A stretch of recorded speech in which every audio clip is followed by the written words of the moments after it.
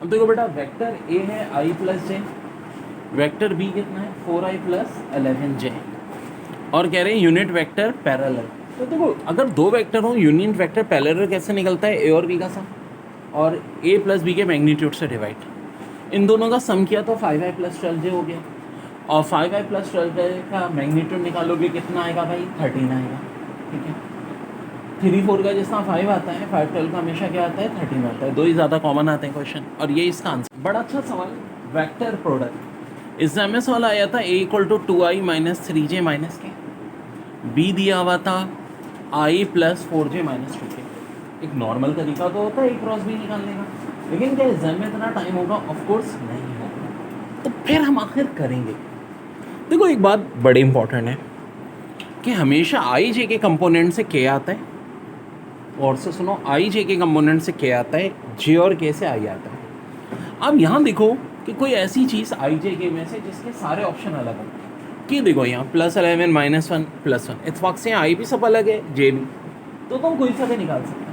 लेकिन फर्स्ट करो आई जे सेम होते हैं और के ऑप्शन अलग होते हैं तो मैं के निकालता, जे और के सेम होते हैं, आई के अलग होते हैं तो आई निकालता। चले यहाँ तो कोई भी निकाल सकते हैं। अब देखो आई का क्वेश्चन 2, जे का -3, आई का 1, जे का 4।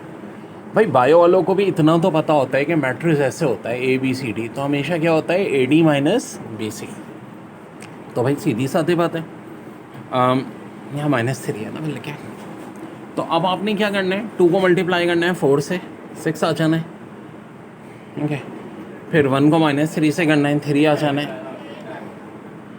8, जी हाँ, 8 + 3 यानी कि 11। अब देखो कौन सा ऑप्शन है जिसमें 11 दिया है, के का ऑप्शन यहाँ दिया है, तो जी यही मेरा आंसर हो जाएगा। पेपर वाले दिन मैं आगे बढ़ जाऊँगा। हाँ, चूँकि अभी पेपर नहीं है तो आई और जे निकाल के भी मैं आपको दिखा देता हूँ ताकि प्रैक्टिस हो जाए।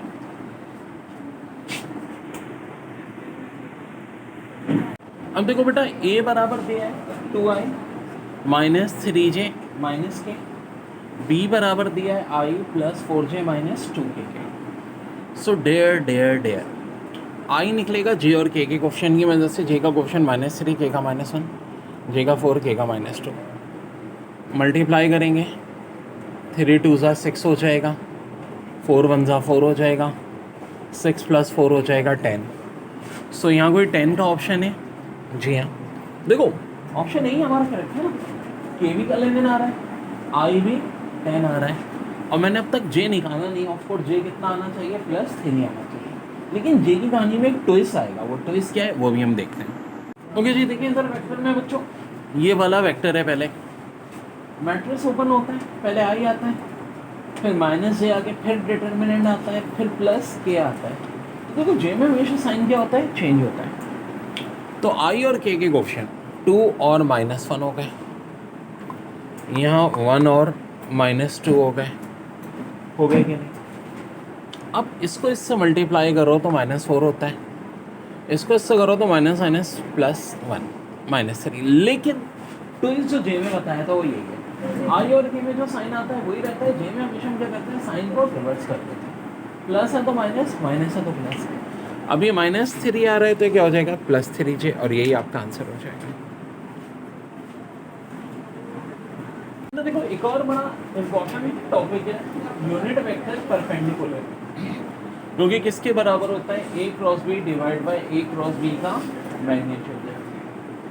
अब जैसे कि वेक्टर a क्रॉस b आ गया आपके पास 10i प्लस 3j प्लस 11, इसको डिवाइड कर दो इनके मैग्नीट्यूड से, जो कि 10² plus 3² plus 11², 10i plus 3j plus 11 के डिवाइड बाय 230, और यही हमारा क्या हो जाएगा बच्चों, आंसर आ जाएगा।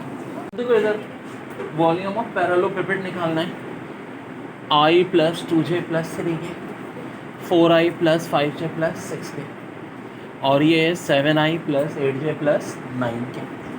तो वॉल्यूम ऑफ पैरेललोपिपेड कैसे निकलता है, इनका डिटर्मिनेंट ले लो, 1 2 3 4 5 6 7 8 9। अब एक बात ध्यान में रखो, अगर इनका डिटर्मिनेंट 0 आ रहा है तो वेक्टर क्या कहलाते हैं, कोप्लेनर।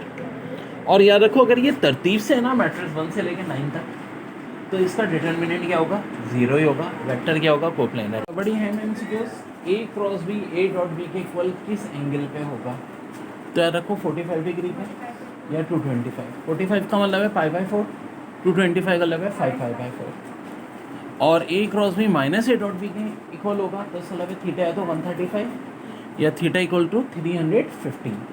अब 135 को हम 3π/4 लिखते हैं और 315 को 7π। तो बेटा ऐसे भी सवाल आता है जैसे कि दिया है i + 2j + 3 के, लैम्डा i + 5j + 6 के और 7i + 8j + 9 के।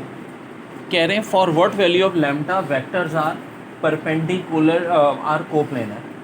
तो देखो सीधी साधी बातें इन सबके क्वेश्चन लिख दो वैसे 1 2 3 लैम्डा 5 6 7 8 9 को प्लेनर होने के लिए डिटर्मिनेंट किसके इक्वल होना चाहिए 0 के। अब सॉल्व करो लैम्डा की वैल्यू निकालो। देखो ये आ जाएगी 4 एंड में और ये हमारा आंसर आ जाएगा।